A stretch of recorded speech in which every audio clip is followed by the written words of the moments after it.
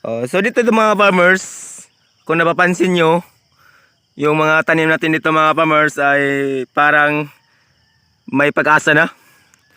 So nakikita nyo, yung mga tanim natin dito mga farmers, paikot yan, papunta yan sa dulo. Sa coral natin mga farmers, ay parang nakita na natin yung pag-asa dito. So ganito na po ang sistema sa ating mga tanim na sitaw mga farmers. At dito ay yun ay okay naman mga farmers yung sitwasyon nila. So kailangan talaga na pangangalagaan ng maayos para naman po tuloy-tuloy yung pag produce nila ng kalusugan sa kanilang mga katawan mga ka-farmers.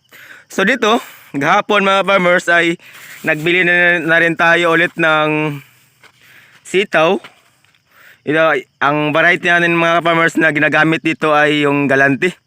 So dito gusto ko lang i-share sa inyo. Ang bilhin natin doon sa Kawayan ay 90 pesos lang mga farmers ang bawat isa nito. So ang laman nito mga farmers ay 100 seeds. Pero sa ibang tindahan mga farmers ay natanungan natin, umabot siya ng 150 ang bawat isa nito mga farmers. Ang mahal nun. Hindi ko lang banggitin dito kung kaninong tindahan yon. Ang importante dito mga farmers ay tuloy-tuloy na rin tayo. So dito naman, gusto ko lang din i-share sa inyo ang ating resulta sa ating talong na giraton mga farmers. At ganito na pala sila ngayon. So ganito. Nung kasagsagan sa bagyong Christine, pinutol natin ito mga farmers. Kung napapansin nyo ay yun, yung mga matandang puno na yan, pinutol natin yan. At ang resulta ngayon mga farmers ay ganito na. So naisipan ko sana to mga farmers na isalvage ko na lang. Pero noon nagpapakita siya ng magandang katawan, magandang produce sa kanyang sarili mga farmers. So yun, inalagaan na lang natin kasi po gusto ko talaga sana mga farmers na mag-try ng seedling na binibili mga farmers. So dito napapansin yung mga farmers ay may mga bunga na talaga siya. So ang laki pa naman. So yun, kailangan talaga na makarecover to para naman po makabenta naman tayo ulit nito mga farmers. Ito ang resulta sa bagyong Christine. So ganito na po ang sistema niya mga farmers.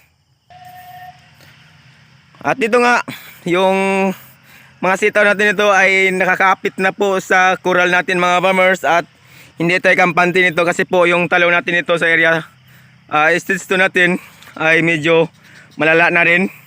So ang ginawa natin na pamamaraan nito mga farmers, ipapakita ko naman sa inyo. Nagtatanim po tayo ng sitaw. Sitaw ang binabanatan ngayon mga farmers. Papunta yan sa dulo. Yun po ang sitaw natin ngayon mga farmers. At ang gamit natin ito ng sitaw mga farmers ay yung bunga. So ito, yung variety natin mga farmers ay bunga. So yan, ang bili ko na ito mga farmers sa Kawayan ay 100 pesos. So ganito na po siya. So yan, ang bawat puno dito sa talong natin ay para makapagpakinabangan yan. Kasi po nakikita ko mga farmers ay medyo maipit na siya, may mga ilang bunga na lang. So yun, gusto ko kasi ito mga farmers na baguhin ko yung sistema sa ating talong. Kasi po gawa lang to sa mga bunga na tinatanim natin. Ay gusto ko talagang gumawa rin ng panibagong kasi po nasubukan ko na. Dahil po baguhan lang tayo mga farmers. At yun, gusto ko itong i-demolish. Pero naisipan ko talaga mga farmers na taniman ko muna siya ng sitaw. Kasi po maganda yung kapitan ng sitaw dito mga farmers. So papunta yan sa dulo mga farmers. Yun, balang araw naman ay magkakaroon tayo ng beneficiary nito o pensionado na tayo ng mga farmers. Yun, napapansin nyo. At yung nabili natin na dito na Galante, papunta yan doon mga farmers. Kailangan taniman po natin yan ng sitaw mga farmers. So ganyan na po ang diskarte ni John Stevie ngayon. Diskarte lang talaga. Kasi po dito mga farmers ay hindi pa ito nataniman po natin ng sitaw. Pero Yan po ang plano natin. Taniman po ng sitaw. So dito napapansin nyo, yung saging natin ito ay tuloy-tuloy sa rin sa pagbunga. Kung napapansin nyo mga farmers, ay yun. Pag nagtanim po tayo ng saging, tuloy-tuloy na yun yung beneficiary natin dito. Kung napapansin nyo mga farmers, ang dami na talaga sa isang puno. At yun, naharvestan na natin yan. Tapon tayo sa dulo. So yun po ang kaibahan sa magtanim at sa mga muwan. Pero actually mga farmers, kung tutusin lang, mas maganda man talagang mga muwan kasi po ma-experience natin kung gaano kahirap o gaano kasarap mga muwan mga farmers. Pero dito sa pagtatanim po ng talong ay sariling sikap mo lang o sariling diskarte mo, magkakaroon pa rin tayo ng sahod dito mga farmers. So dito ipapakita ko naman din sa inyo ang ating nagawa dito mga farmers.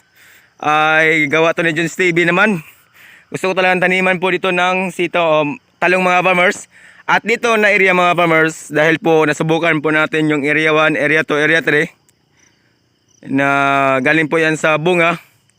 At marami talaga nag-advise sa akin na subukan po rin natin ang mga variety na hindi pa natin nasubukan mga farmers. Dahil po baguhan po tayo, ganito na po sistema yung seedling natin, yung pinunlan natin ito mga farmers na Calixto F1.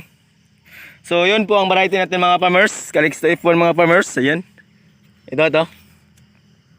So yan, ito na po ang sistema ngayon mga farmers. So actually mga farmers, ito lang muna ang temporary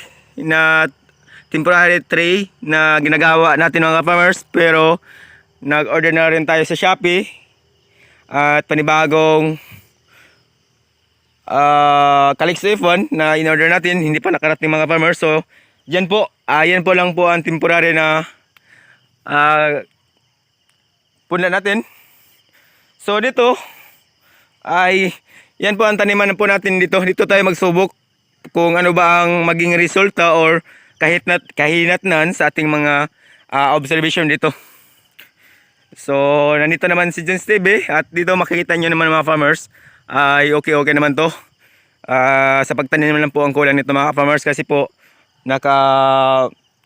nakaposisyon na siya.